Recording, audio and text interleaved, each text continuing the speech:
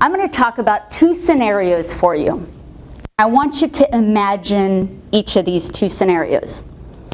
Scenario number one, you're driving in a car and you accidentally hit another person.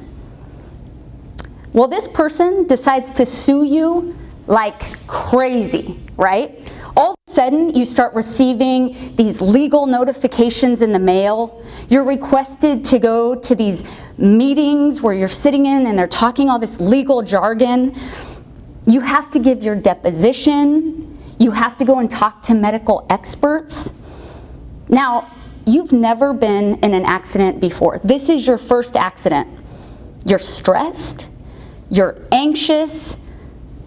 Just everything is coming down on you. And to top it off, you actually were injured in this accident as well. It sounds like a complete nightmare, right? Well, now I want you to imagine that you don't even speak the language in which all of this is happening in. You're receiving letters that you don't even understand, and you have to go to meetings where you don't speak the language.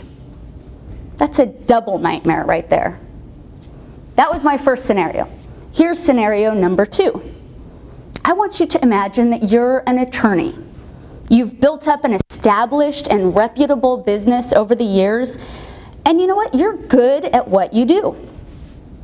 There's just one problem. You see, you specialize in personal injury cases, and you know that California has roughly 12 million Spanish speakers. You know that, but you don't speak the language at all. Actually, that's not true. You did take a couple classes in high school, but not enough to make yourself understood and to have them understand you. You also know that by not going after that market, you are literally saying that you can't help 30% of California's population. That's just 30% of business that you're throwing away. There's got to be another way for you. So here's these two scenarios, and I'm wondering, what do both of these people have in common? The Spanish speaker that got into the car accident and the English-speaking attorney. They have me in common. These are both my ideal clients. My name is Janice Burt, and I am a court-certified Spanish interpreter. You see, both of these people need my services to be able to do business together. My ideal customers are those that are involved in some sort of a legal proceeding where they need an interpreter to assist in communicating effectively with one another. These legal proceedings can be anything from medical malpractice to personal injury lawsuits. It can be from workers' comp hearings to felony or misdemeanor court cases. Anytime there's a legal proceeding, I pride myself in being able to effectively help the parties understand one another and communicate effectively to one another. So now, back to our two scenarios. Put yourself back into the shoes of the Spanish speaker that got into the car accident.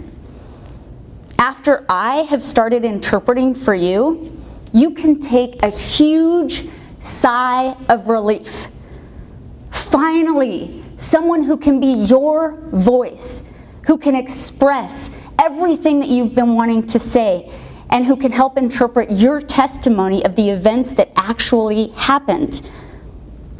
You now understand what's going on, and it is a huge, huge relief for you.